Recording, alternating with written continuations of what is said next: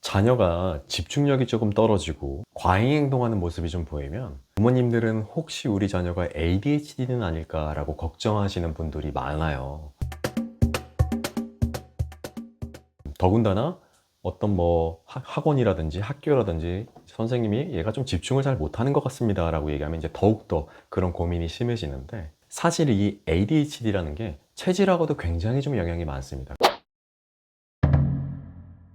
그래서 오늘은 체질과 ADHD의 어떤 연관성에 대해서 좀 이야기를 해볼 거고, 우리 자녀의 체질을 알게 되면 ADHD에 대한 기질을 조금 더 쉽게 이해하실 수 있을 겁니다. 그리고 특히 ADHD의 가장 큰 원인 중에 하나가 유전이라고 얘기하거든요. 그렇기 때문에 우리 부모님이 조금 집중력이 떨어지고 뭐 이렇게 과잉도 이런 성향이 있다라고 한다면 자녀들도 그럴 성향이 많단 말이에요.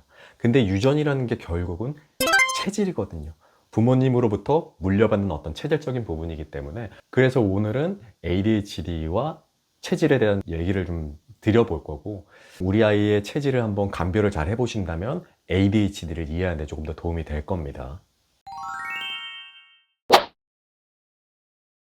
우리가 체질이라고 하면 사상 체질을 얘기하는 겁니다. 사상 체질은 체질을 네 가지로 크게 구분하는 건데, 양인과 음인, 이제 두 가지로 구분을 하게 되고, 양인 중에서도 태양인과 소양인, 음인 중에서도 태음인과 소음인, 이렇게 네 가지로 분류를 하는 겁니다.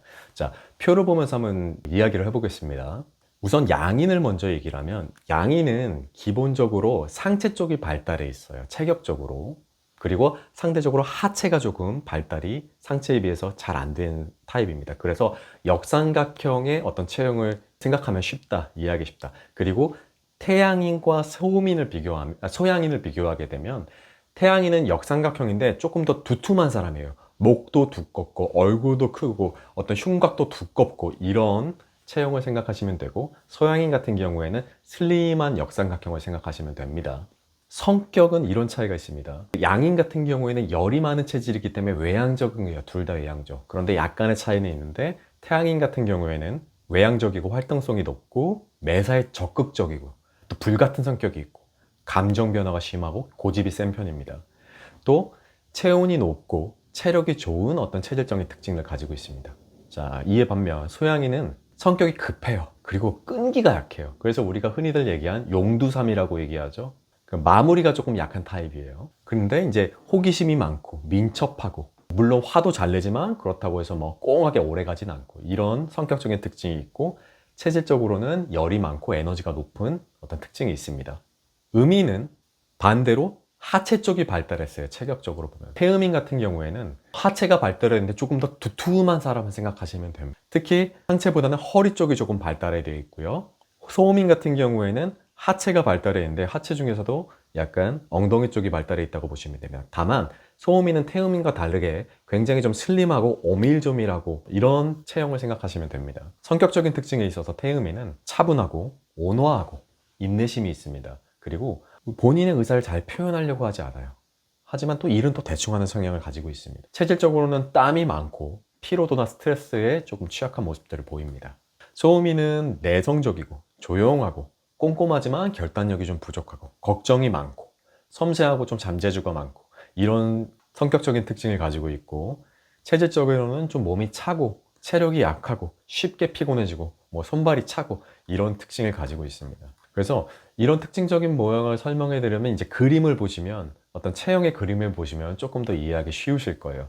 다만 우리가 이제 말로만 특히 이제 설명했을 때 우리 아이들이 아직 체격적으로 성장을 다 하지 않았기 때문에 완벽하게 구분을 하기는 좀 어려워요. 다만 이제 이런 걸 보시면 됩니다. 우리 아이가 뼈가 좀 굵은지 얇은지, 태양인과 태음인 이런 친구들이 좀 두툼한 애들이고, 소양인과 소음인 좀 얄쌍한 애들이란 말이에요.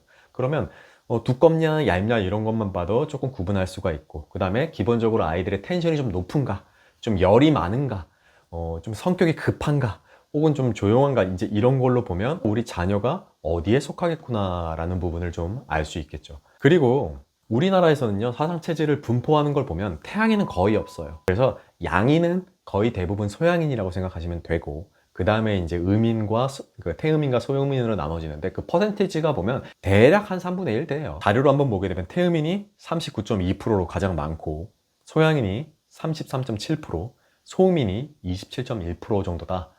그러면 ADHD와 가장 연관이 깊은 체질은 크게 두 가지가 체질이 있는데 첫 번째 소양인입니다. 소양인은 성미가 급하거든요. 그렇기 때문에 뭐 머리가 회전이 빠르고 가만히 있는 것을 좀 어려워하는 편인데요.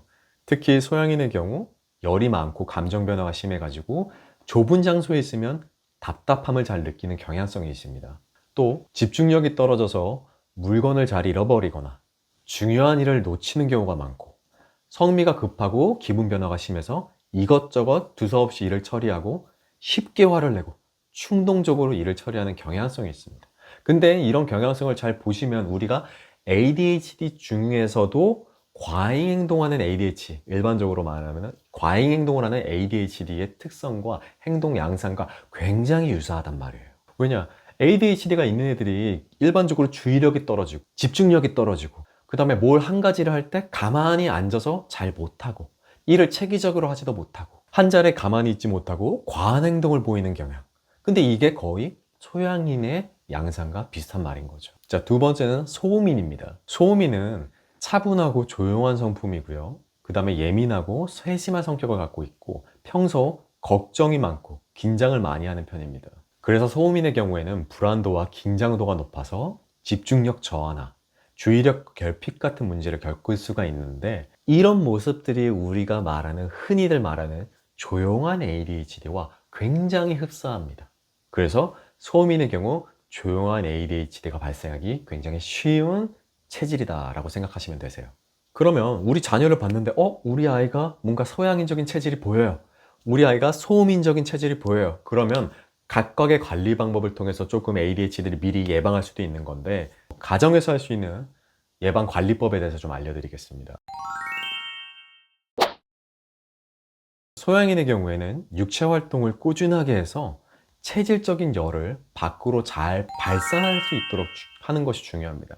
우리가 기본적으로 열을 많이 갖고 있으면 이 열 때문에 가만히 있는 게 어려워요. 그래서 아이들이 일반적으로 더 흥분을 잘하고 더 활동적이란 말이에요. 그래서 이런 열들을 어떻게 잘 발산시켜 주느냐가 굉장히 중요한 관건입니다.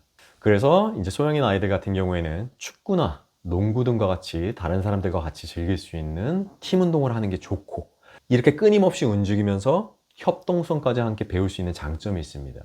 또 일정한 룰에 따라서 진행되는 팀 스포츠를 통해서 자연스럽게 규칙과 협동심을 배운다면 우리 몸에 있는 열을 발산하면서 스트레스까지 해소할 수 있어서 ADHD 증상을 자연스럽게 완화시키는 데 도움을 받을 수 있습니다. 소음인 같은 경우에는 이제 조용한 ADHD가 생기기 쉬운 체질이라고 얘기했죠. 그렇기 때문에 조금 다릅니다.